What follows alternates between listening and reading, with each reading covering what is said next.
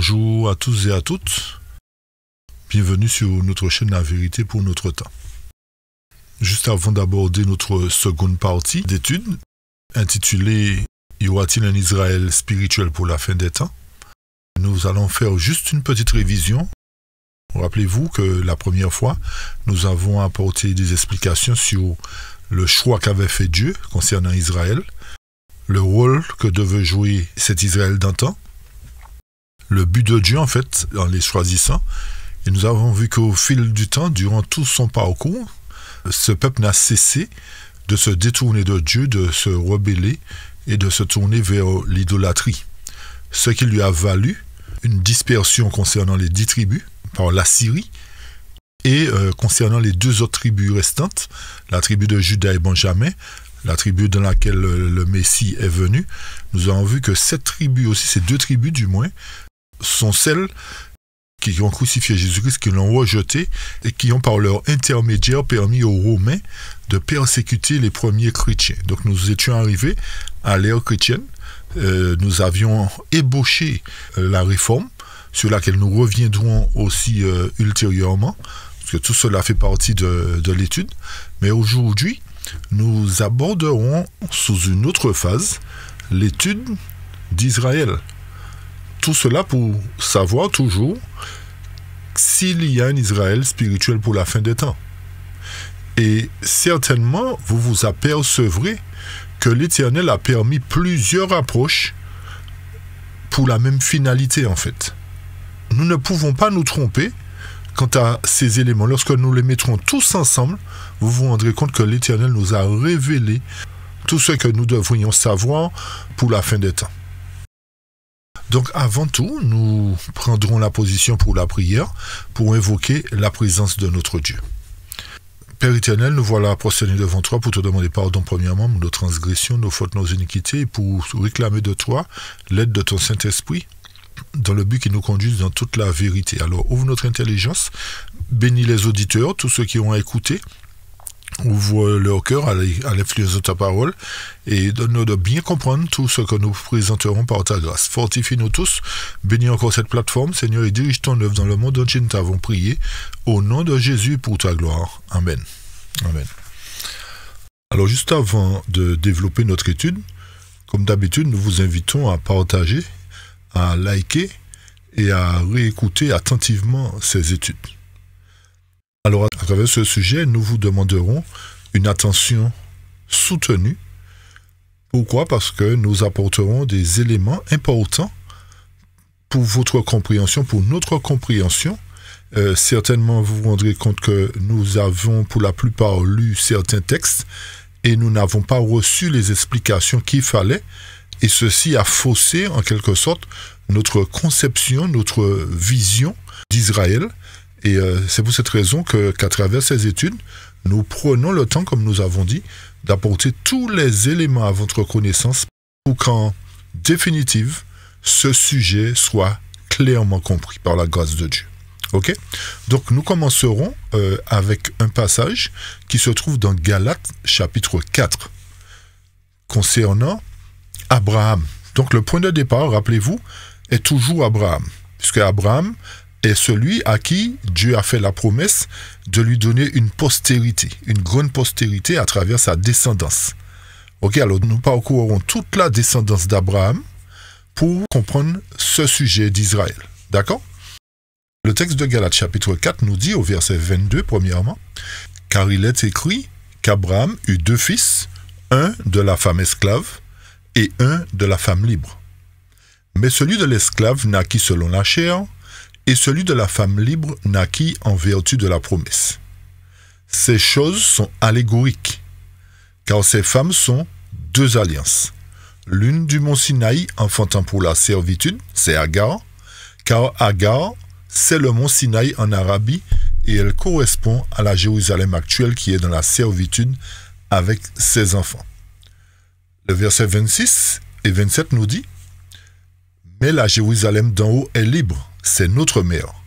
Car il est écrit, réjouis-toi stérile, toi qui n'enfantes point, éclate et pousse des cris de joie, toi qui n'as pas éprouvé les douleurs de l'enfantement, car les enfants de la délaissée seront plus nombreux que les enfants de celle qui étaient mariée. Fin de citation.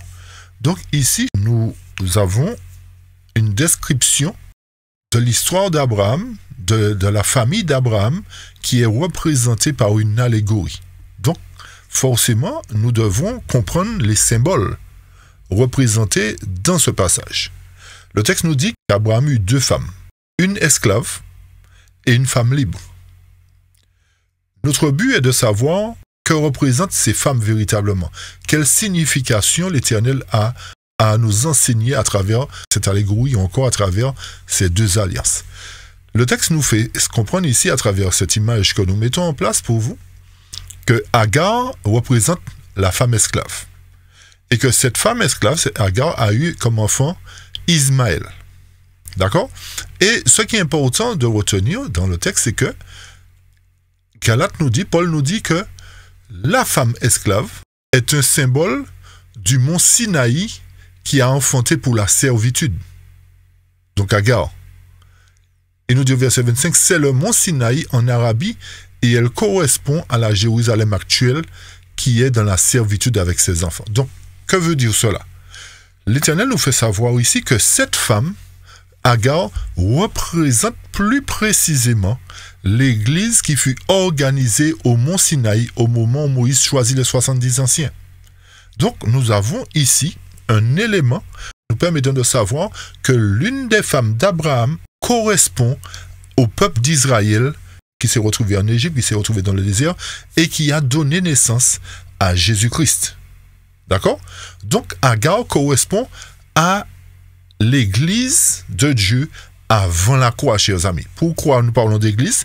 Parce qu'une femme, dans la prophétie, correspond à une église. Donc, vu qu'il y a une allégorie ici, les femmes représentent des églises. Donc, nous avons déjà un élément de réponse concernant Agar, qui représente l'église de l'Ancien Testament. Israël dans le désert, y compris l'église juive. D'accord? Donc, Ismaël représente Israël selon la chair. Puisque c'est ce qu'on nous dit Galates. Ok? C'est le mont Sinaï. Donc, forcément, si Agar, c'est le mont Sinaï, son fils est symbole d'Israël selon la chair. Considérons maintenant Sarah, la femme qui est logiquement légitime, mais qui n'avait pas d'enfant et à qui Dieu a donné un enfant dans son vieil âge, ainsi qu'Abraham. Le texte nous dit, mais la Jérusalem d'en haut est libre. Alors le texte nous fait savoir que la femme libre est représentée par Sarah. Donc, cette femme libre, selon le verset 26, nous dit, mais la Jérusalem d'en haut est libre, c'est notre mère. Car il est écrit au verset 27, « Réjouis-toi stérile ». Donc ici, l'Éternel nous fait savoir que cette femme libre est quoi? Correspond à la Jérusalem d'en haut. Et c'est la mère de nous tous. Donc, l'enseignement ici, c'est que cette femme, Sarah, est un symbole de l'Église du Nouveau Testament. Pourquoi? Parce que c'est l'Église du Nouveau Testament qui va hériter, en quelque sorte, de la promesse que n'a pu hériter l'Israël selon la chair. J'espère que vous nous suivez jusque-là. Donc, Sarah, qui est la femme libre, qui a donné naissance à Isaac, est un symbole de l'Église du Nouveau Testament. Autrement dit, un symbole de l'Église chrétienne. Donc, à travers cette allégorie, l'Éternel nous fait savoir ici qu'il y a 2 églises. Qu'il a eu une dans l'Ancien Testament, l'église dans le désert, et une dans le Nouveau Testament qui est représentée comme étant la Jérusalem d'en haut. Ce qui revient à dire que Jésus, étant l'instigateur du Nouveau Testament, a posé la fondation de son Église, la fondation de l'Église de la promesse. Et lorsque vous lisez déjà, premièrement, 1 Corinthiens chapitre 3, verset 11, le texte nous dit « Car personne ne peut poser un autre fondement que celui qui a été posé, savoir Jésus-Christ. » Donc Jésus-Christ a posé sa fondation. Il est la pierre angulaire de son édifice. Ce qui revient à dire que tant que Jésus n'avait pas mis fin à l'ancienne alliance, c'est-à-dire le service cérémoniel, et qu'il n'était pas venu en personne mettre en place la nouvelle alliance, à travers son sacrifice sur la croix, l'édifice ne pouvait pas être construit. Donc, tout le cheminement qu'Israël d'antan a fait, c'était pour notre enseignement aujourd'hui. Nous allons revenir sur cette affaire d'enseignement. D'accord? Donc, c'était pour nous faire savoir à quel moment l'Éternel allait établir sa nouvelle alliance et à quel moment son édifice serait en mesure d'être érigé. Et lorsque nous allons dans Éphésiens, chapitre 2, verset 20, le texte nous dit « Vous avez été édifiés sur le fondement des apôtres et des prophètes. » Ok, retenez cette phrase, hein? Des apôtres et des prophètes. Ça va nous servir pour tout à l'heure, d'accord? Les prophètes.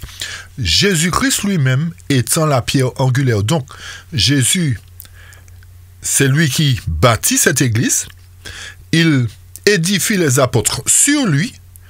Et qu'est-ce qu'il va faire par la suite? Dans 1 Pierre 2, verset 5. Et vous-même, comme des pierres vivantes, édifiez-vous pour former une maison spirituelle.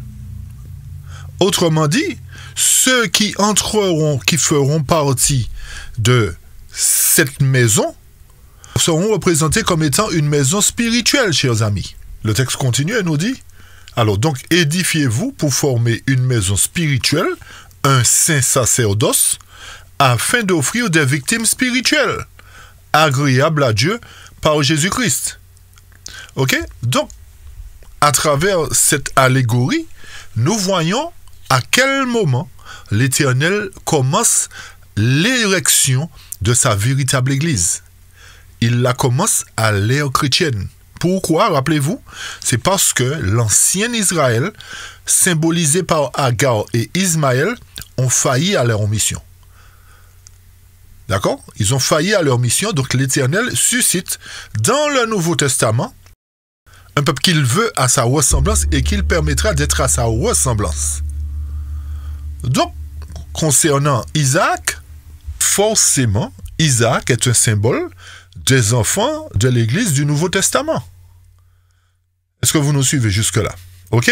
Donc, ceci est important pour nous à considérer, puisque si la promesse a été faite à Abraham au départ et à ses descendants, donc nous devons comprendre quel descendant peut bénéficier de la promesse et quel descendant ne peut pas bénéficier de la promesse. Ok, chers amis? Très bien. Donc, ici, à travers cette allégorie, nous avons vu la mise en place de la postérité d'Abraham. Ok, à travers la promesse que Dieu lui avait faite. Ceci a commencé par Isaac. Ceci a commencé par Isaac. Et là, maintenant, nous allons voir la suite que nous trouvons dans Genèse 25 concernant la postérité d'Isaac. Le texte nous dit dans Genèse 25, à partir du verset 19 et suivant, « Voici la postérité d'Isaac, fils d'Abraham. Abraham engendra Isaac. Isaac était âgé de 40 ans quand il prit pour femme Rebecca, fille de Bethuel l'araméen de Padan-Aram et sœur de Laban l'araméen. Isaac implora l'Éternel pour sa femme car elle était stérile, et l'Éternel l'exauça. Rebecca, sa femme, devint enceinte. Les enfants se heurtaient dans son sein, et elle dit, « S'il en est ainsi, pourquoi suis-je enceinte ?» Elle alla consulter l'Éternel. Verset 23. Et l'Éternel lui dit, « 2 nations sont dans ton ventre, et 2 peuples se sépareront au sortir de tes entrailles.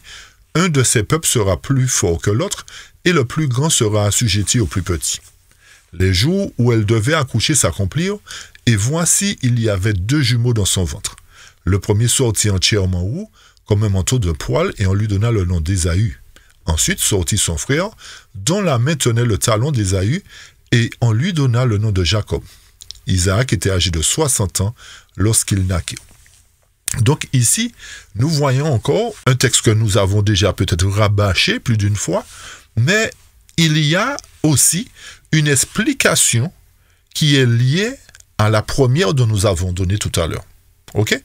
Donc, remarquons bien, chers amis, ce qui s'est passé. Isaac a imploré l'Éternel pour sa femme, donc l'Éternel a entendu ses prières, et Rebecca a conçu, a mis au monde ses enfants. Mais remarquez bien qu'avant que les enfants ne viennent au monde, ces enfants-là se heurtaient dans son sein. Mais elle s'est posé la question, mais pourquoi suis-je comme ça? Pourquoi il y a déjà ce problème-là? Je sens que les enfants se battent dans mon ventre. Qu'est-ce qu'elle fit? Elle alla consulter l'Éternel, et l'Éternel lui dit quoi? Que ces deux enfants qui sont dans son ventre représentent deux nations. Et ils représentent aussi des peuples qui se sépareront en sortant de ses entrailles. Remarquez bien, chers amis, que ces peuples se sépareront en sortant de ses entrailles. Donc, il y a aussi un symbole à comprendre. Il y a une explication à donner ici. Il y a un point à comprendre. Et le texte poursuit nous dit, « Et un peuple sera plus fort que l'autre, et le plus grand sera assujetti au plus petit. » Souvent, nous avons expliqué ça, oui, comme étant, bon, Jacob était trompeur, etc. Oui, c'est bien tout cela. Mais l'explication qui nous permet de comprendre le sujet d'Israël est renfermée aussi dans ce contexte. Donc, lorsqu'elle a fini par accoucher, effectivement, elle s'est rendue compte qu'elle a eu deux jumeaux. Un qui est sorti où? Qui était couvert de poils, et l'autre qui était, on va dire, un berbe qui n'était pas pareil. Et ces enfants ont reçu le nom de Jacob et Ésaü. Il y a plusieurs questions que nous pouvons nous poser par rapport à cela. Rebecca demande un enfant, l'Éternel lui donne deux.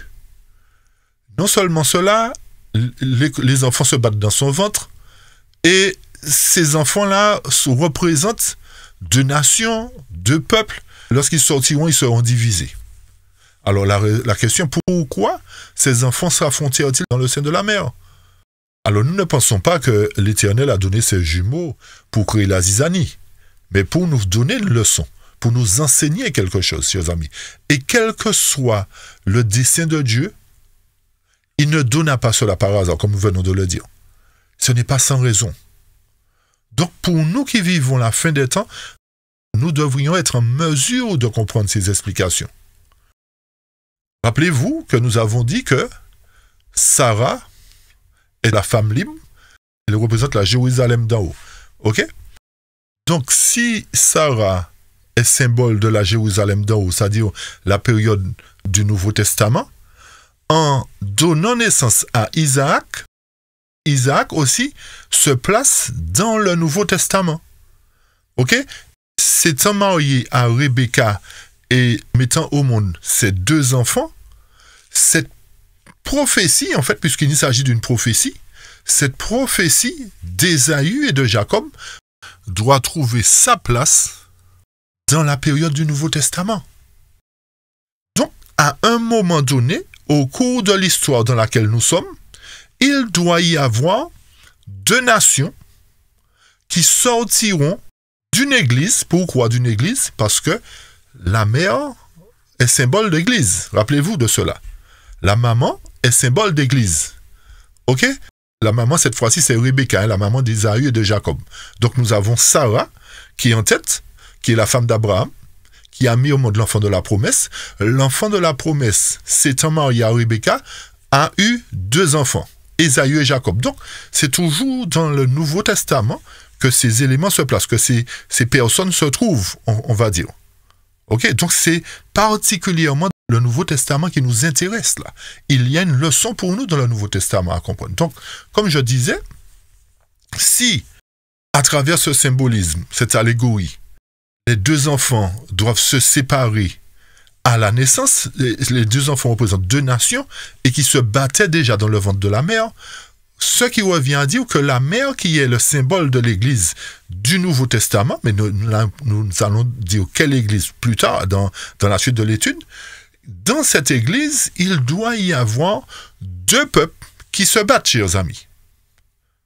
Pourquoi dans cette Église? Parce que rappelez-vous que les deux enfants proviennent de la même mère et du même père.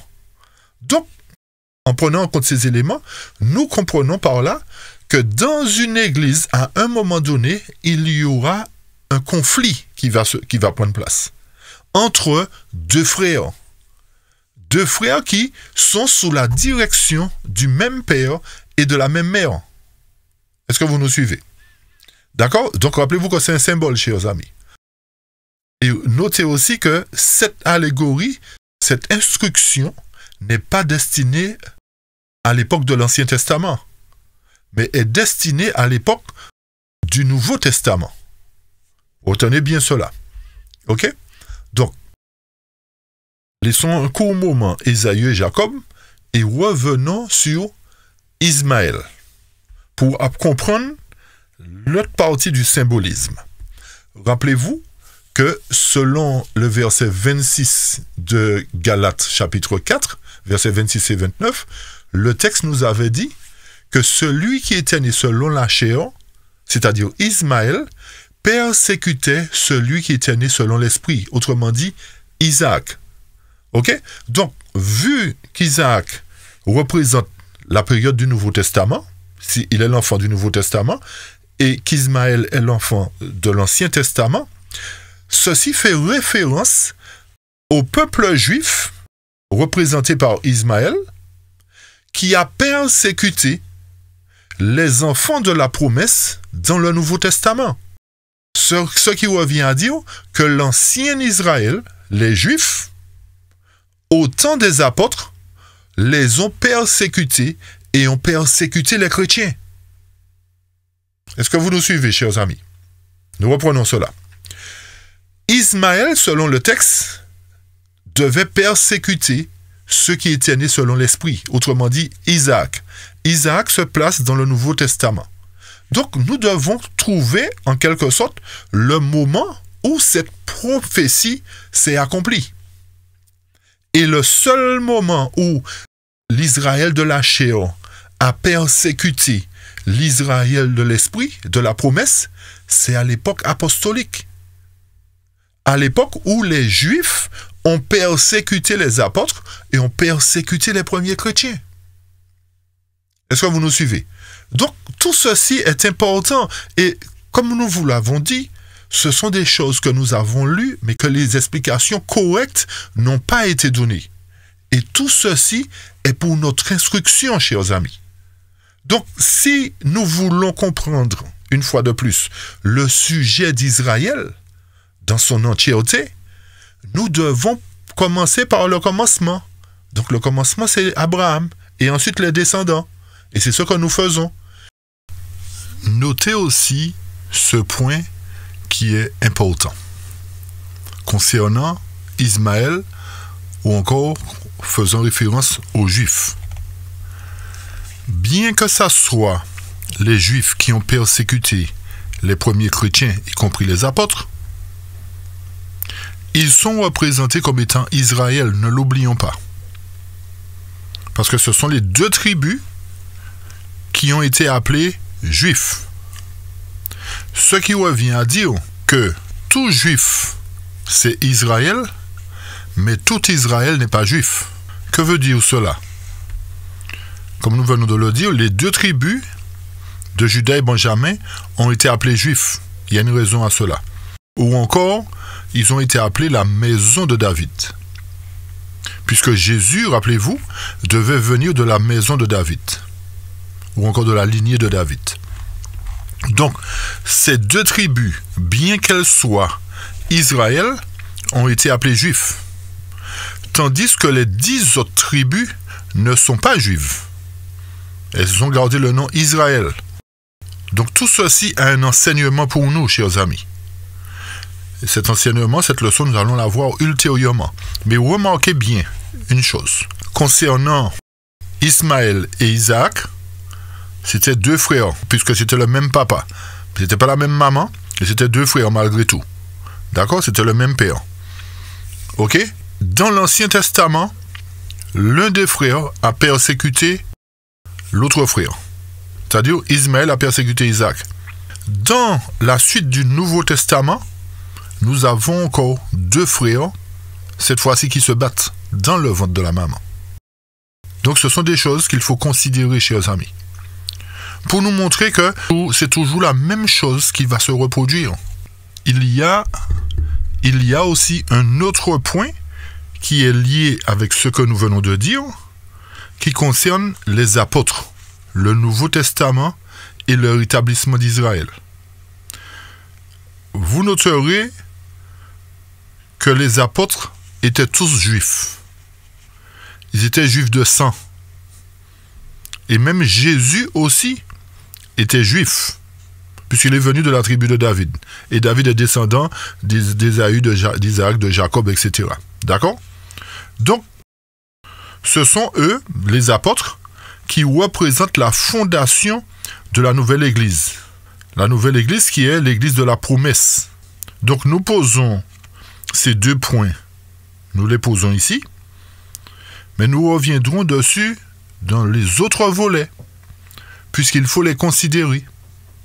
Et ça va nous permettre de comprendre encore plus clairement le sujet d'Israël. Vous voyez pourquoi, comment c'est important? Tous ces éléments que nous citons, ce sont des éléments qui sont passés inaperçus au cours des siècles. Mais que grâce à Dieu, l'Éternel permette qu'on puisse les mettre en évidence pour votre compréhension, pour la compréhension de tous.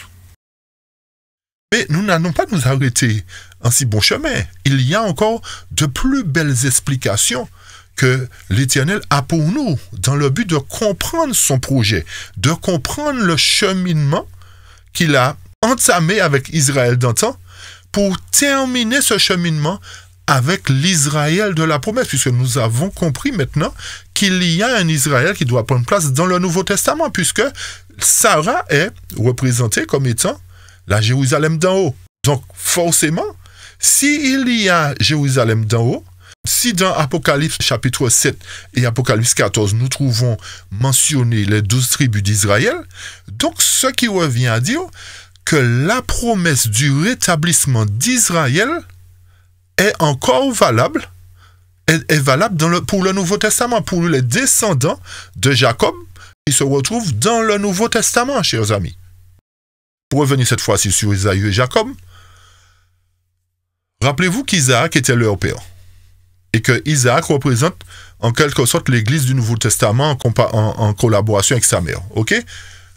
Donc, l'explication, comme nous avons dit, ne peut s'appliquer qu'à l'Église qu'il représente. L'Église du Nouveau Testament.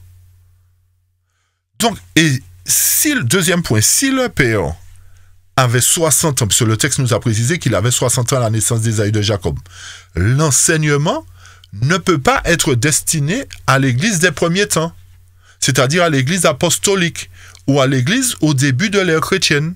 Cette prophétie doit trouver son accomplissement sur la fin de l'histoire de l'Église. Autrement dit, la fin de l'histoire entre Ésaü et Jacob. Donc, ce symbole est destiné à une époque ultérieure que l'époque représentée par le début de l'ère chrétienne. Ok? Donc, cette lutte-là, le fait que ces enfants-là s'affrontèrent à leur naissance, là aussi, il y a un enseignement à en tirer. Et ce symbolisme-là est destiné à déterminer la période à laquelle cette lutte-là doit se faire, doit s'appliquer. Et nous devons tenir compte de l'âge du père aussi. Donc, si il a été établi que cet enseignement est destiné à une époque ultérieure que le début de l'ère chrétienne, donc l'affrontement de ces enfants se situe avant leur délivrance. Donc, cet enseignement s'applique donc au peuple de Dieu juste avant sa délivrance. D'aller lentement pour que vous puissiez bien comprendre, chers amis. Donc, ça voudrait dire quoi? Qu'à un moment donné de l'histoire du peuple de Dieu, il doit y avoir un conflit au sein du ventre de la mère, au sein de l'Église qui est censée représenter Dieu, chers amis. Il doit y avoir un conflit entre deux frères. Deux personnes qui prétendent suivre leur maman, deux personnes qui prétendent obéir à leur papa, qui est Dieu, symbole d'Isaac. Ok, chers amis? Donc, nous devons nous attendre à un moment donné, à travers cette allégorie, à un conflit extraordinaire qui va donner naissance à deux peuples différents, deux nations différentes, deux personnes qui ont deux conceptions totalement différentes. Notez bien, chers amis, deux personnes qui ont des conceptions totalement différentes. Donc, à travers l'histoire d'Isaac, d'Ésaü et de Jacob, l'Éternel nous fait savoir ce qui attend le peuple de Dieu à la fin de son histoire. Ok, chers amis? Et remarquez bien que cet enseignement ne peut pas être destiné à deux églises. Pourquoi? Parce que les deux enfants naquirent de la même mère. Donc, ils doivent être soumis au même message. D'accord? Nous reprenons. Cet enseignement que nous venons de donner l'explication ne peut pas être destiné à deux églises. Pour quelle raison? Parce que les deux enfants naquirent de la même mère. Ce n'est pas de deux mères différentes comme Sarah et Agar. Les deux enfants sont nés de Rebecca. D'accord? La même mère. Donc, ils doivent être soumis au même enseignement de la maman, au même message, dira-t-on. Est-ce que vous commencez à comprendre ce que Dieu veut nous révéler, chers amis? Dieu nous révèle ici que dans le sein d'une église particulière, il y aura un conflit. Et pour quelle raison encore? Nous confirmons que ce ne sont pas deux églises, mais c'est une église, parce qu'ils furent engendrés par le même Père aussi. J'espère que ça devient plus clair. Si toutefois, chers amis, la chose n'est pas claire, réécoutez. Faites une pause, réécoutez. Parce que ce sujet est très important pour notre compréhension de l'Israël spirituel. Si nous n'avons pas ce point de départ, tout le reste de la prophétie sera faussé. Et c'est pour cette raison que beaucoup de personnes aujourd'hui, ne comprenant pas le sujet des 144 000, profèrent toutes sortes de paroles, toutes sortes de théories qui n'ont pas de sens, parce qu'ils n'ont pas pris le bon départ. Alors, tout ça, nous remercions Dieu, chers amis. Pour quelle raison? Parce que l'Éternel ne laisse rien au hasard. Il a tout mis à notre portée pour que nous comprenions clairement ce sujet. Pour que nous arrêtions de blasphémer, de déshonorer son nom en disant telle ou telle chose qui n'est pas correcte. Bref, nous fermons la parenthèse. Nous revenons. Et nous allons, à travers un autre symbolisme, apporter d'autres explications qui vont confirmer que dans l'histoire d'Israël, il y a un type et un antitype. Est-ce que vous nous suivez, chers amis? Lorsqu'on parle de type et d'antitype, ça voudrait dire que ce qui s'est produit dans le passé va se réaliser au pied de la lettre dans l'avenir. Donc, si nous voulons comprendre clairement l'histoire, la finalité du peuple d'Israël, nous devons comprendre son début. Mais pas seulement Abraham, Isaac, Jacob. Nous devons prendre en compte toute l'histoire, tout le déroulement, tout le cheminement du peuple d'Israël. Et c'est ce que nous allons faire dans quelques instants. Peut-être que nous n'aurons pas le temps de terminer parce qu'il y a beaucoup d'éléments à apporter. Donc nous allons nous revoir dans la 3e série, chers amis, après. Mais nous ne sommes pas encore là. Ok? Donc, la Bible nous dit, concernant Ésaü et Jacob, que ce sont deux lignées. Si cela est exact, comme nous l'avons dit tout à l'heure, c'est une confirmation encore, nous avons deux lignées dans une église particulière dont nous allons donner le nom dans la suite de l'étude. Pas plusieurs églises, notez bien, chers amis, nous insistons dessus. Pas plusieurs églises, dans une église particulière. Pourquoi? Parce que c'est d'une seule mère que les enfants sont nés. Retenez bien cela. Donc, il doit y avoir une église dans laquelle cette prophétie doit s'accomplir. Et vous allez mieux comprendre cela lorsque nous ferons avec vous le cycle des 7 églises d'Asie, dans l'antitype. Et c'est là que vous allez comprendre les choses. Donc, soyez présents, soyez attentifs. D'accord? Donc, nous disions qu'il doit y avoir deux lignées dans une église particulière.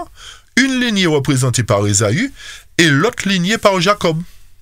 Et si nous nous référons à un texte que nous trouvons dans Témoignage pour les pasteurs, alors bon, avant de lire le passage, il y a de ceux qui sont vaccinés, on va dire, contre les livres de l'esprit de prophétie parce que ils ont reçu un enseignement pour leur dire de rejeter l'esprit de prophétie. Mais bref, chers amis, qui que vous soyez, si toutefois vous ne voulez pas de l'esprit de prophétie, c'est pas grave, mais écoutez quand même. Ne tenez pas compte forcément de la citation de l'esprit de prophétie, mais écoutez le reste de l'étude que nous tirons de la Bible. Ok? Mais nous, comme nous croyons en l'esprit de prophétie, nous l'utilisons.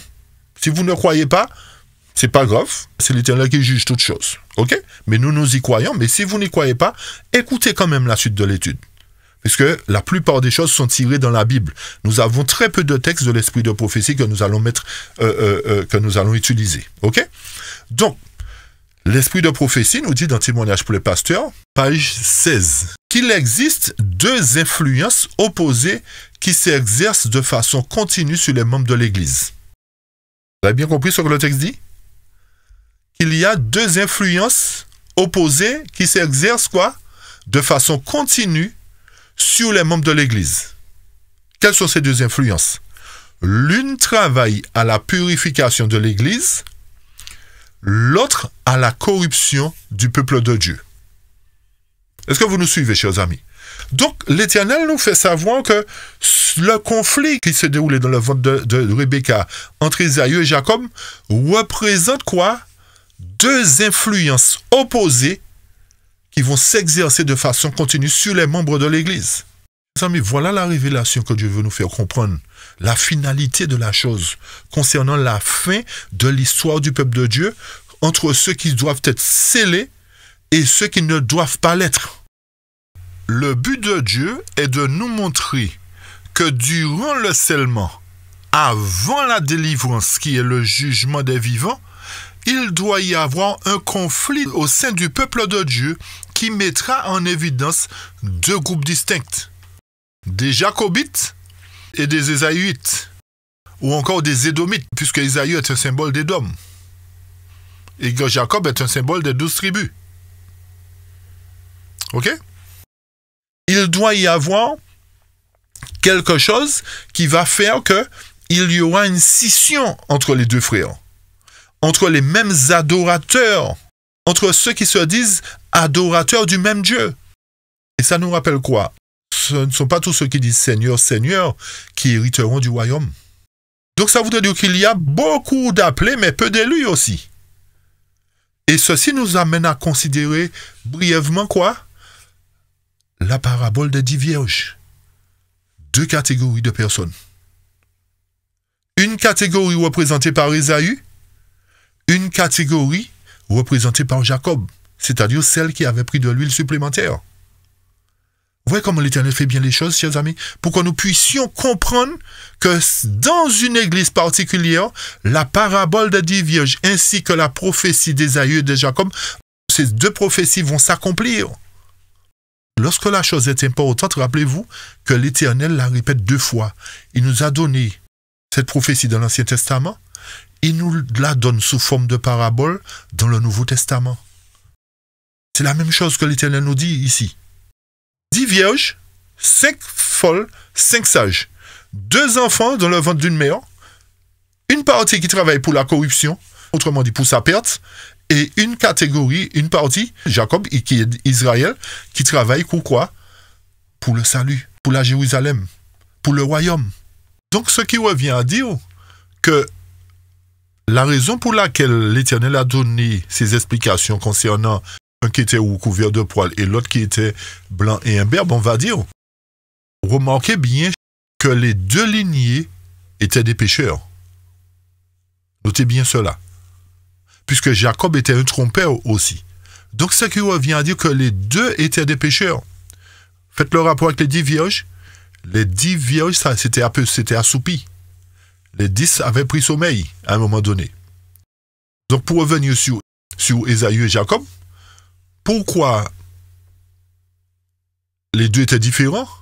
Parce que Ésaü était roux, qui signifie écarlate, signe du péché, et que Jacob était blanc, mais le nom trahit l'homme, car le nom Jacob signifie trompeur. Tout cela pour nous dire que l'Éternel nous donne l'explication de ce qui va se produire dans l'Église à la fin des temps.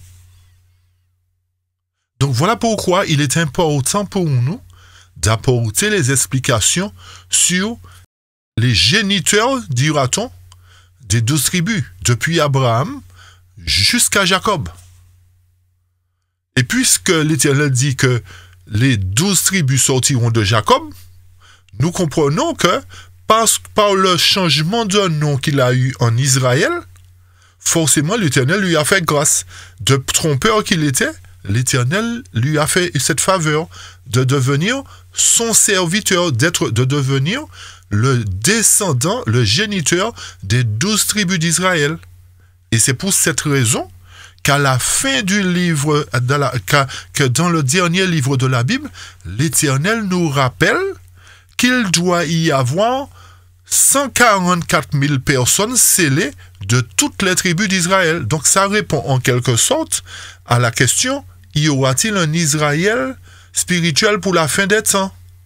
Mais attention, ne vous arrêtez pas seulement au terme spirituel, parce que nous allons donner d'autres explications. Et vous allez vous rendre compte, chers amis, qu'il y a un mystère en fait. C'est pas nous qui le disons, c'est dans la Bible. C'est écrit mystère. Il y a un mystère concernant Israël. Et c'est là que beaucoup s'embrouillent et ne comprennent pas le message que Dieu a à nous donner aussi. Ok? Donc nous allons déchiffrer ce mystère-là, puisque l'Éternel donne la clé de mystère dans sa parole même. Nous allons déchiffrer le mystère progressivement. Mais avant de le déchiffrer, nous allons aborder encore une fois une autre phase de l'histoire d'Israël. Ok? À travers l'histoire de Joseph. Rappelez-vous que Jacob a eu 12 fils. Le préféré était Joseph. Bien entendu, rappelez-vous que Benjamin est arrivé après, d'accord, mais en tout, il a eu 12 fils. Et que avant la naissance de Benjamin, Joseph était le préféré. Donc ça a créé de la jalousie chez ses frères, ce qui lui a valu d'être vendu pour des marchands qui passaient, et que ces marchands l'ont vendu à leur tour en Égypte pour le pharaon qui était là. Donc l'histoire qui nous intéresse va commencer là, va commencer en Égypte, à travers sa période d'esclavage, et particulièrement le moment où le pharaon a eu le rêve. Ok? Donc, soyez attentifs, nous avons encore des éléments à apporter pour votre compréhension concernant la finalité de l'étude, qui est l'Israël de Dieu dans les derniers temps. Et c'est là que le sujet doit nous intéresser. Et souvent nous lisons, comme nous le disons, nous apportons des éléments, oui, mais nous n'allons pas en profondeur, mais il y a un message en profondeur pour nous à travers l'histoire de Joseph, chers amis. Et il nous faut la comprendre. Donc, nous allons développer. Peut-être que nous n'aurons pas le temps de tout développer concernant l'histoire de Joseph, tout le cheminement depuis Joseph jusqu'à la sortie d'Égypte, mais nous apporterons quand même les premières explications. Ok? Nous apporterons les premières explications. Donc, alors certainement, vous vous poserez la question, mais pourquoi Joseph fut vendu en esclavage? Pourquoi il fut enfermé plus tard dans un donjon pendant plusieurs années? Pourquoi Dieu conduisit-il Israël dans ce pays étrange où régnait l'idolâtrie? Pourquoi le ciel permettait que le peuple choisi par Dieu devienne les serviteurs d'une nation qui n'a pas le même Dieu en fait?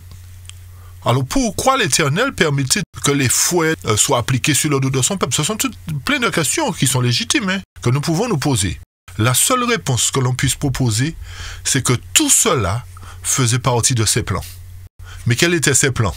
Il devait avoir une raison spéciale, chers amis, un but bien précis pour que cet enseignement nous arrive à cette période et que nous la comprenions.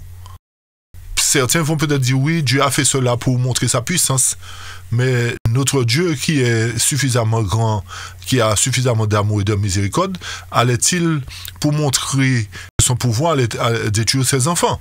Non. Même un père humain, un père terrestre, n'oserait pas détruire ses enfants pour montrer son pouvoir. Donc Dieu a d'autres moyens pour montrer son pouvoir. Ok? Et vous remarquerez aussi que ce ne sont pas les enfants de Dieu seulement qui souffrirent, mais les Égyptiens aussi ont payé les pots cassés.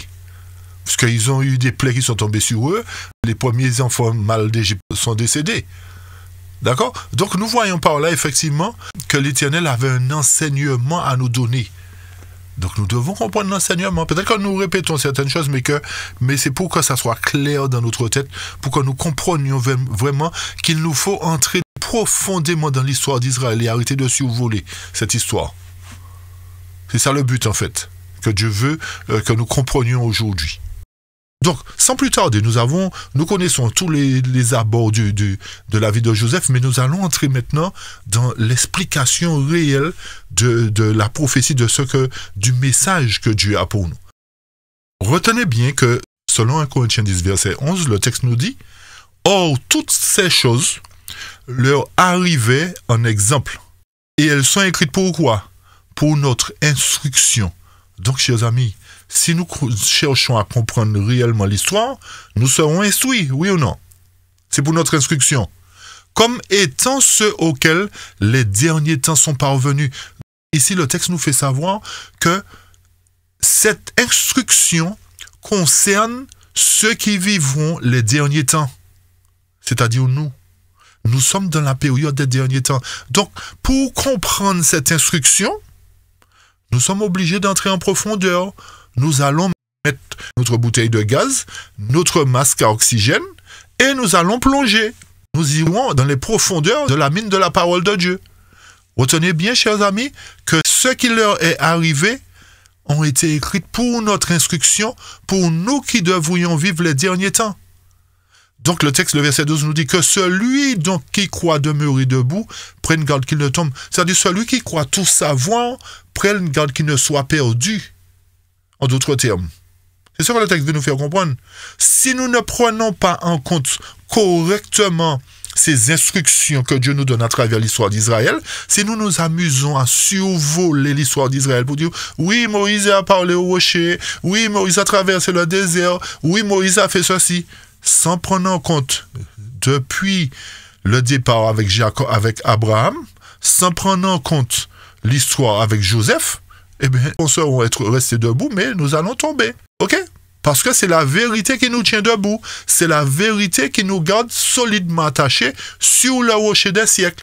Donc, si nous n'avons pas la vérité, lorsque le vent va arriver, la tempête va arriver, c'est fini pour tout le monde. OK? Donc, retenons bien 1 Corinthiens 10, verset 11. Nous n'allons pas le reprendre. Mais retenez bien cela. Donc, rappelez-vous ce que l'Éternel déclara aux enfants d'Israël avant leur libération. Chers amis, lorsqu'ils devaient sortir d'Égypte, nous allons aborder Joseph, mais retenez bien ce que l'Éternel avait demandé au peuple avant leur libération d'Égypte, c'est-à-dire après la famine, après que toute la descendance, tous les parents de Joseph soient descendus en Égypte, qu'ils sont devenus esclaves par la suite et qu'ils ont été opprimés, l'Éternel leur a dit, je vais vous libérer. Mais avant leur libération, l'Éternel leur avait dit qu'ils passeraient, c'est-à-dire la nuit de la Pâque. Lorsque nous parlons de Pâque, chers amis, nous parlons de libération. Pâque, c'est pas ce qu'on mange avec des chocolats, on casse les petits lapins, on fait... Non, c'est pas ça, non, chers amis. Le monde a tordu le sens des Écritures pour nous distraire. Mais l'Éternel ne veut pas que nous soyons distraits à travers la Pâque. Il veut que nous comprenions réellement que la Pâque signifie libération, chers amis. C'est comme la Pâque avec les apôtres. L'Éternel les a libérés du pécheur qui était Judas. Donc, à travers la Pâque, à travers la nuit où l'Éternel devait passer en Égypte, qu'est-ce que l'Éternel leur avait ordonné? L'Éternel leur avait dit de marquer le poteau, le linteau de leur porte avec du sang. Et lorsque l'ange exterminateur passerait, il verrait le sang sur les linteaux, il épargnerait ces maisons-là qui avaient le sang. Il avait dit qu'il allait frapper tous les premiers-nés. Donc, ceux qui ont pris en compte la recommandation du Seigneur ont été épargnés. Et lorsque l'ange est passé, tous ceux qui n'étaient pas marqués, les parents criaient, étaient en émoi parce que leur enfant, l'ange avait pris leur vie. Ils n'avaient pas été marqués du sang. Le linteau, la porte n'avait pas été marquée du sang. Donc tout ceci est encore pour nous un exemple. Pour nous montrer, chers amis, qu'avant la libération d'Ésaü et Jacob, il doit y avoir du sang sur le linteau de nos portes. Autrement dit, il doit y avoir un scellement qui va faire la différence entre ceux qui croient en Dieu et ceux qui prétendent le croire. Autrement dit, chers amis, avant la libération, encore une fois, d'Ésaü et de Jacob, le peuple de Dieu doit être scellé dans la vérité, pas dans l'erreur. Le peuple de Dieu doit être marqué sur le front, à travers Éphésiens chapitre 1, versets 14, 13 et 14, à travers la vérité, un affermissement dans la vérité. Donc, si nous comprenons bien encore, si nous revenons sur Ésaü et Jacob, le peuple de Dieu ne peut pas être sauvé aujourd'hui s'il n'est pas scellé, chers amis. Cette histoire nous a été donnée pour servir d'exemple. Les deux enfants, avant la sortie, ils étaient en conflit. Mais l'Éternel dit, pour que je puisse déterminer ceux qui sont de Jacob et ceux qui sont d'Ésaü, je vais mettre une marque sur leur front. Je vais les appeler Israël, chers amis. Je vais appeler ceux qui sont de Jacob Israël. Mais ceux qui ne sont pas de Jacob, ce sont des Ésaüites, des Édomites. Donc, prenons en compte l'exemple que Dieu nous donne dans Exode 12, que nous venons d'énumérer. Exode 12, à partir du verset 12 et suivant. Donc, abordons maintenant l'histoire de Joseph. Rappelez-vous que dans Genèse 41, Pharaon a eu un songe, où il se tenait près du fleuve et il a vu cette belle vache grasse qui sortait du fleuve et qui paissait dans la prairie. Et quelques instants après, il voit 7 autres vaches maigres qui sortent aussi du fleuve et qui font quoi? Qui se tirent à côté des vaches grasses qui ont mangé en quelque sorte les vaches grasses. C'est terrible, les chers amis. Quelle leçon l'Éternel a pour nous? On a déjà donné des explications, mais on n'a pas encore compris le sens véritablement. Remarquez bien que les vaches sont au nombre de 7. Le chiffre 7 représente la plénitude, la totalité. Nous devons tenir compte de ça. Le chiffre 7 représente la plénitude, la totalité, chers amis. Donc, lorsque Pharaon a eu ce songe, il dit, mais il appelle ses magiciens, c'est comme on dit aux Antilles, séanciers. Il dit au Gabon, voilà, j'ai eu ce songe-là, donnez-moi l'explication. Incapable pour eux de donner l'explication. Incapable. Parce que seul le Dieu des cieux pouvait donner ce genre d'explication-là. Parce que c'était dans le plan de Dieu que ces choses s'accomplissent. Pour notre instruction. Donc, Joseph qui était esclave à la cour de Pharaon, certaines personnes le connaissant, on dit, mais on connaît quelqu'un qui est là, qui est capable de faire ça. Parce que son Dieu, c'est pas n'importe qui, il est capable de donner l'explication. Donc, Pharaon fait appeler Joseph. Et lorsque Pharaon dit à Joseph, bon voilà ce que j'ai rêvé, mais Joseph confirme, il dit, la seule personne qui est capable de te donner l'explication, c'est l'Éternel. Donc, Joseph consulte l'Éternel. Et ensuite, il donne l'explication à Pharaon. Et remarquez bien, chers amis, que Pharaon n'a pas douté de l'explication que Joseph lui a donnée. C'est très important, d'accord? Il n'a pas douté. Nous devons tenir compte de tous ces éléments. Donc, lorsque Joseph donne l'explication, il dit, voilà Pharaon, c'est ce qui va se passer. L'Éternel t'a fait savoir que il y aura des années de famine qui vont venir et que ces années de famine-là vont être difficiles. Mais avant que la famine arrive, l'Éternel va nous donner 7 années d'abondance. La plénitude. Il va donner 7 années d'abondance. Donc, durant ces 7 années d'abondance, qu'est-ce que tu dois faire, Pharaon? Tu dois créer suffisamment de silos pour pouvoir emmagasiner tous les grains. Parce que pendant 7 ans, il y aura la famine sur terre. Pharaon prend ça au sérieux. Pharaon dit, ok, bon, banco. Mais ce que tu me dis là, c'est que je comprends ça, mais il me faut quelqu'un de compétent. Il me faut quelqu'un de solide pour gérer ça pour moi, parce que tu t'imagines, si je mets n'importe qui dans ça là, les gens vont faire n'importe quoi. Je veux quelqu'un qui ait de la poigne, quelqu'un qui sache gérer les choses pour moi. Donc, Pharaon dit à Joseph, eh bien, je pense que tu vas faire l'affaire, hein. Tu vas faire l'affaire. Je paraphrase, hein, chers amis, vous avez compris, hein. Donc, Joseph, effectivement, a été choisi par Pharaon. Il a été choisi par Pharaon pour devenir gestionnaire des biens de l'Égypte. OK? Donc, à travers tous ces éléments-là, chers amis, nous nous efforcerons de rassembler suffisamment de preuves pour vous montrer, pour démontrer en quelque sorte, que l'expérience d'Israël en Égypte est l'image, une fois de plus, du véritable Israël, c'est-à-dire les 144 000 qui doivent sortir de l'église de Dieu très bientôt. Retenez bien, on n'a pas encore dit quelle église, hein? Ok? Donc, en quelque sorte, une fois de plus, nous avons compris qu'il doit y avoir un Israël. On va voir s'il est réellement spirituel, s'il est charnel, on va voir dans la suite de l'étude. Ou bien s'il est les deux, on va voir, on va comprendre ce que l'enseignement que l'Éternel nous donne. Donc, ce qu'il nous faut retenir à travers ce mouvement d'exode qui a pris naissance après la période d'esclavage, ce mouvement d'exode-là, qui a été un très grand mouvement qui a marqué l'histoire, nous montre que dans l'antitype, ce second exode-là sera encore plus important, chers amis. Avec qu'à lire Isaïe 11, hein? C'est Isaïe 11 qui parle du second exode. Second exode pour aller où? Dans un lieu bien précis que l'Éternel va restaurer. Et c'est pour cette raison que nous vous invitons à étudier le sujet sur la guerre de Zacharie 14. L'Éternel a un plan aussi, à travers ce qui se passe à Jérusalem. Il a un plan que beaucoup ne veulent pas le comprendre, mais l'Éternel a un plan. Et ce plan-là va se révéler à travers le second exode d'Isaïe 11. Beaucoup ne croient pas non plus au second exode parce qu'ils n'ont pas la foi. Ils n'ont pas la foi, mais c'est écrit. L'Éternel ne fait rien et ne dit rien qui ne s'accomplisse. Maintenant, ceux qui ne veulent croire, ceux qui ne veulent pas croire, tant pis pour eux. Le jour viendra où ils auront leurs yeux pour pleurer. Ok? Donc, il doit y avoir effectivement un second exode, puisque toute l'histoire d'Israël est là pour nous servir, pour notre instruction, chers amis. Et tout ce qui s'est passé doit se reproduire à la lettre. Donc, le jour vient où l'Éternel étendra sa main une seconde fois, comme nous dit Isaïe 11, pour ramener le reste de son peuple, qui est resté dans la Syrie, qui est resté dans le monde.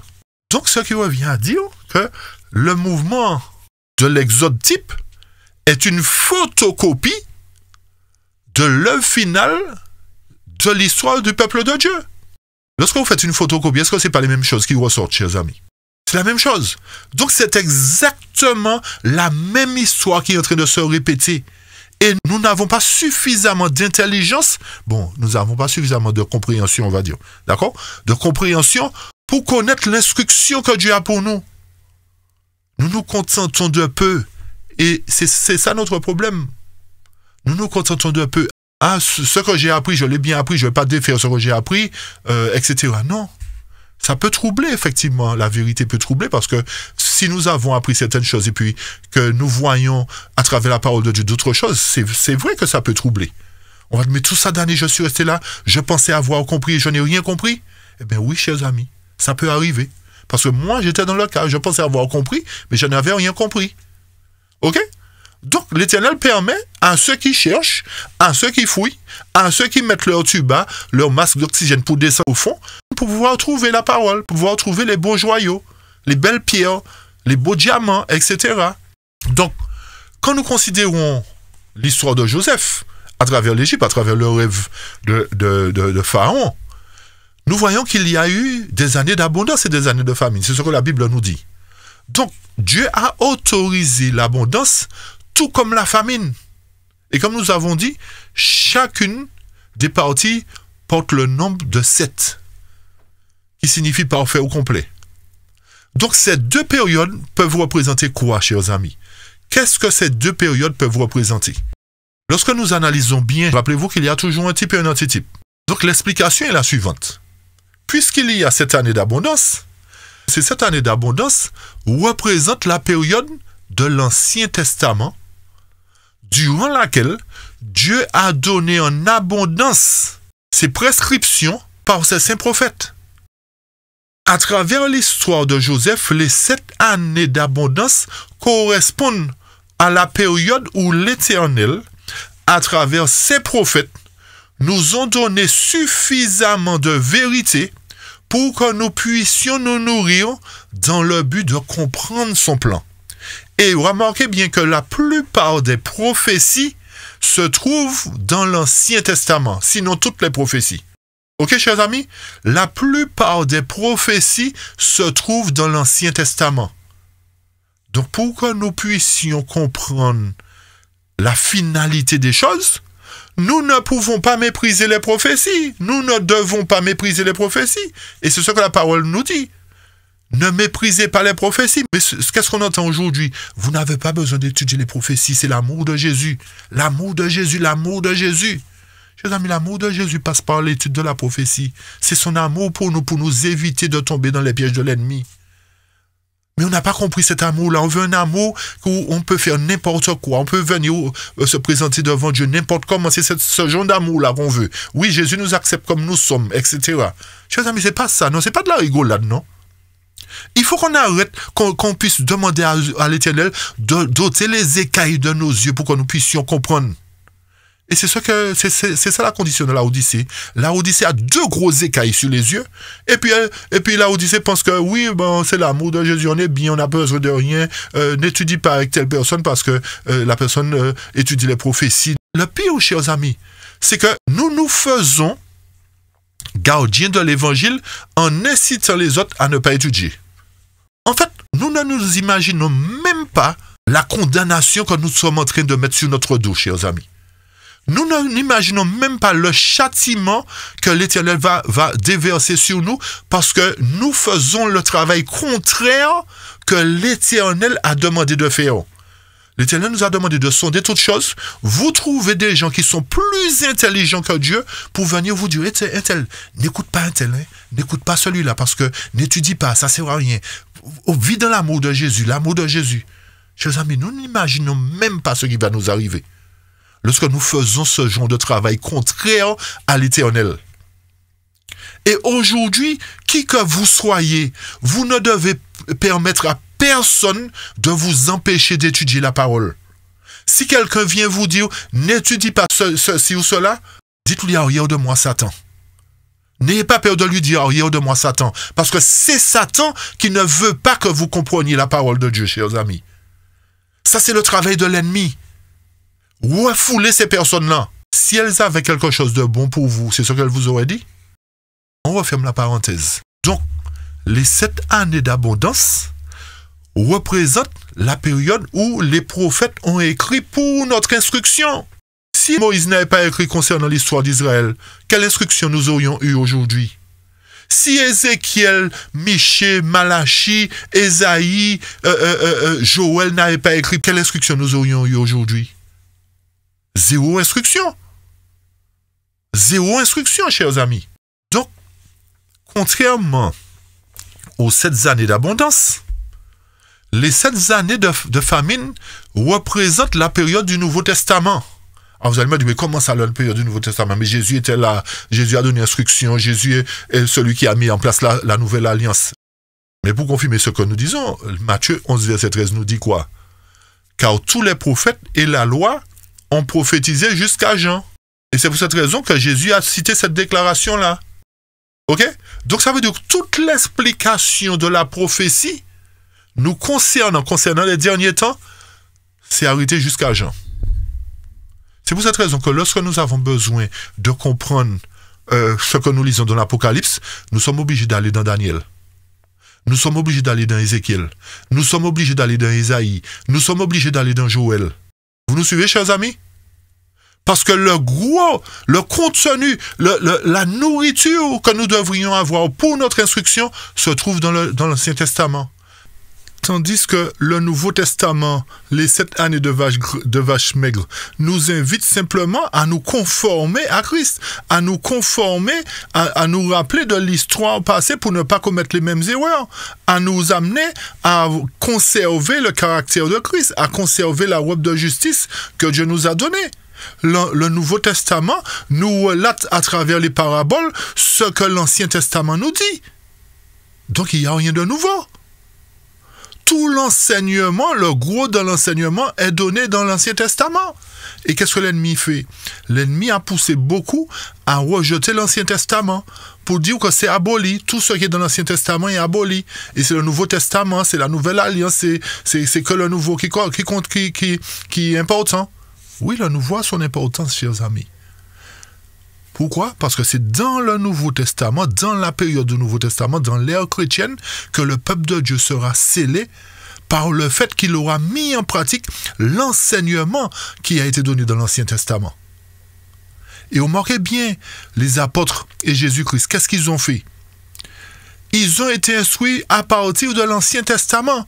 Et si la fondation de l'Église apostolique a été mise en place par Jésus-Christ, c'est parce que Jésus-Christ leur a dit, regardez, rappelez-vous ce que j'avais dit au début. Et comme exemple, souvenez-vous que les pharisiens, quand ils voulaient excommunier quelqu'un, une femme, etc., Jésus leur a dit, rappelez-vous ce que j'ai dit au commencement. Rappelez-vous ce que j'ai établi au commencement. Donc Jésus les renvoyait sans cesse dans l'Ancien Testament. Donc si Jésus les a envoyés dans l'Ancien Testament, chers amis, qui est la mine de la vérité, qui sommes-nous? Vous allez me dire peut-être, oui, mais le Nouveau Testament n'était pas encore écrit. Mais vous avez bien compris, chers amis, que le Nouveau Testament est là simplement pour nous permettre pour nous relater la vie de Jésus déjà, pour nous permettre de conserver la robe de justice que Dieu nous a donnée à travers sa mort sur la croix, et pour nous relater une fois de plus à travers les paraboles que ce qu'il nous a dit dans l'Ancien Testament va s'accomplir. Donc il nous a donné ça en formule imagée. Donc c'est pour cette raison que à travers l'histoire d'Israël, toute l'histoire d'Israël, y compris celle de Joseph, y compris les 7 années de famine et d'abondance, nous devrions comprendre ce que l'Éternel nous donne comme enseignement. Durant les 7 années d'abondance, comme nous avons dit, Dieu engrangea sa parole dans la Bible afin de nourrir le monde, c'est-à-dire l'Égypte antitype. Ok?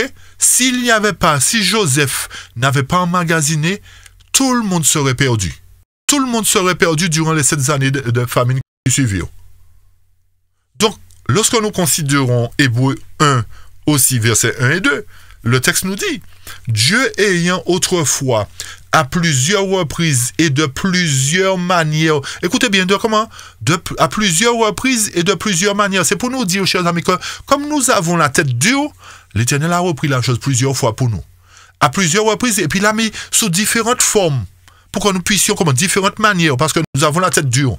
Alors, je reprends. Dieu ayant autrefois, à plusieurs reprises et de plusieurs manières, parlé à nos pères par les prophètes, à la fin de ces jours-là, nous a parlé par le Fils qu'il a établi héritier de toutes choses, par lequel aussi il a fait les mondes. Donc, ce qui revient à dire, chers amis, que la venue de Jésus accomplit en quelque sorte l'Ancien Testament. Le Nouveau Testament est l'accomplissement, autrement dit, de l'Ancien Testament. Beaucoup lisent Hébreux 1 et ne comprennent pas le verset 2. Pour pouvoir le comprendre, nous allons le compléter avec un autre texte tout à l'heure dans Matthieu. Nous reviendrons dessus pour expliquer correctement ce que ça veut dire. Il nous a parlé par le Fils qu'il a établi héritier de toutes choses. Mais poursuivons. Si vous voulez des confirmations, nous pouvons aller dans Luc 24. Luc 24, versets 44 et 45. Le texte dit, « Puis il leur dit, c'est là ce que je vous disais lorsque j'étais encore avec vous, qu'il fallait que s'accomplisse tout ce qui est écrit de moi dans la loi de Moïse, dans les prophètes et les psaumes. » Verset 45. « Alors il leur ouvrit l'esprit afin qu'ils comprissent quoi? Les Écritures. De quelle Écriture il est parlé? De l'Ancien Testament. Rappelez-vous que les apôtres n'avaient pas encore écrit. Ils n'avaient pas encore écrit le Nouveau Testament. Donc ceci nous confirme qu'ils ont été instruits dans l'Ancien Testament.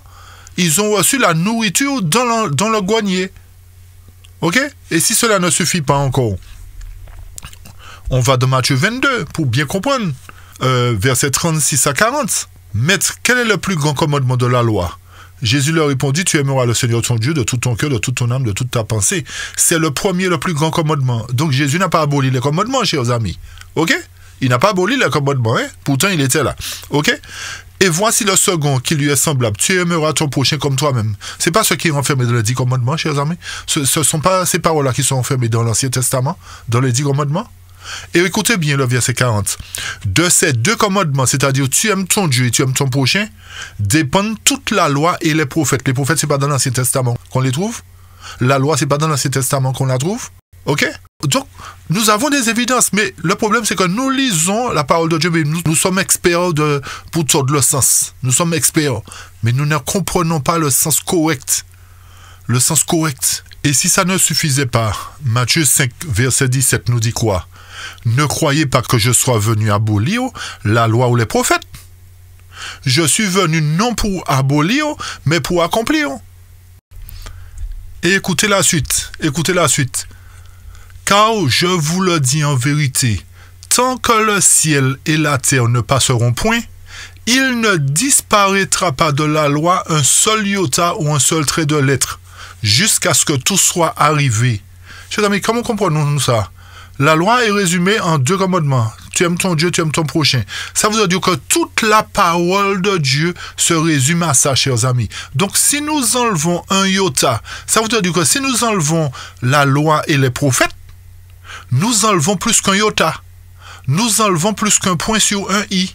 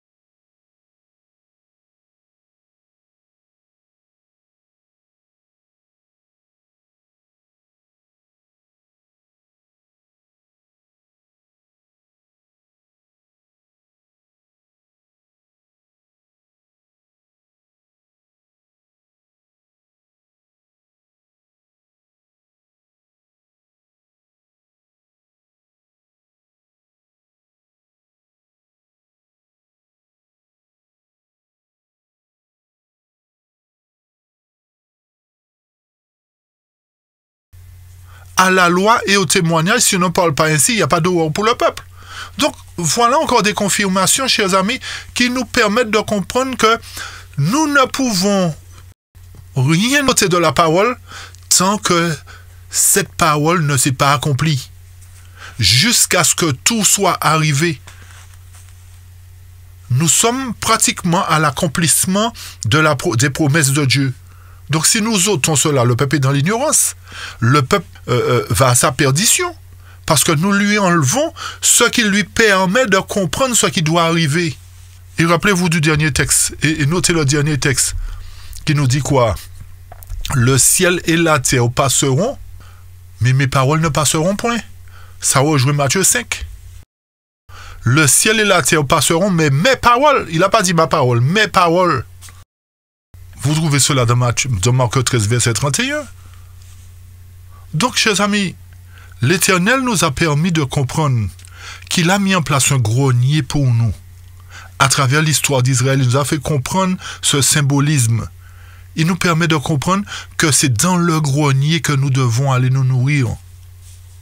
Pour comprendre son plan dans le Nouveau Testament. Et pour revenir, pour faire le lien avec ce que nous avons dit tout à l'heure, dans Hébreu. Donc, si Hébreu nous dit que c'est dans ces derniers temps qu'il nous a parlé par le Fils qu'il a établi héritier de toutes choses, héritier de quoi?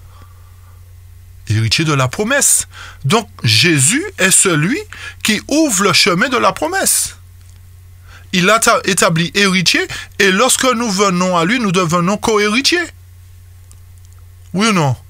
Donc, Jésus n'est pas venu changer quoi que ce soit. Il est venu dans ces derniers temps pour faire quoi? Pour être héritier. C'est Dieu qui a fait cela. Dieu a permis que son Fils devienne héritier. C'est-à-dire que le premier, c'est lui qui pose la fondation, en quelque sorte, de la nouvelle maison. Et tous ceux qui entreront dans cette maison-là, sincèrement, en vérité, seront héritiers avec lui aussi. Donc voilà le plan de Dieu, chers amis. Voilà une partie, dira-t-on, du plan de Dieu pour nous, à travers le grenier. Donc, chers amis, qui sommes-nous aujourd'hui pour dire que tout ça est accompli, tout l'Ancien Testament est aboli? Non, l'Éternel nous dit lui-même qu'il n'est pas venu abolir la loi et les prophètes. Donc, ça veut dire que c'est en vigueur toujours. Les prophètes, les prophéties sont en vigueur, la loi est encore en vigueur. bien que Jésus soit venu mettre une nouvelle alliance, c'est-à-dire établir son église, sa fondation, pour que enfin cette église-là qui n'a pas pu être construite dans le désert avec le peuple d'Israël d'antan, il puisse la construire dans le Nouveau Testament.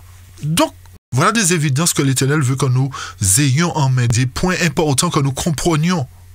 Donc, nous n'allons pas poursuivre plus loin parce que nous n'allons pas donner trop d'informations parce que trop d'informations tue l'information. Donc, nous allons nous arrêter là, chers amis, avec toutes ces évidences-là que nous avons déjà données. Et la prochaine fois, nous poursuivrons avec Joseph. Nous allons décortiquer toute l'histoire de Joseph et apporter toutes les évidences à votre connaissance, chers amis. Alors, soyez présents pour la prochaine fois. Soyez présents et que vous puissiez par là même partager ces études, chers amis. Partager parce que le temps arrive sur la fin et le peuple de Dieu doit comprendre ce qu'il attend. Le peuple de Dieu doit être au courant des signes des temps, doit être au courant du plan que l'Éternel a mis en place pour lui. Le peuple de Dieu ne peut pas être dans l'ignorance. Donc, si vous voulez être sauvés réellement, chers amis, si vous voulez faire partie de l'édifice que Dieu va établir sur la fondation qu'il a posée, c'est-à-dire la fondation des apôtres, nous devons marcher dans la vérité. Nous devons aller dans le grenier que l'Éternel a mis pour nous, c'est-à-dire la mine de sa parole, l'Ancien Testament. Ne pas rejeter le nouveau, attention. Mais aller pour comprendre tout ce que l'Éternel a pour nous, nous devons consulter l'Ancien Testament. Alors, que Dieu nous bénisse, chers amis, et nous vous donnons, que Dieu vous bénisse, comme nous avons dit, n'oubliez pas de partager encore une fois, n'oubliez pas de liker, n'oubliez pas de vous abonner pour ceux qui ne l'ont pas fait, car nous avons encore beaucoup de choses à vous révéler par la grâce de Dieu. Alors, nous vous donnons rendez-vous pour la 3e partie de notre série d'études sur Y a-t-il un Israël spirituel pour la fin des temps. Alors, une fois de plus, soyez bénis et à la prochaine, chers amis. À bientôt. À bientôt. Bye bye.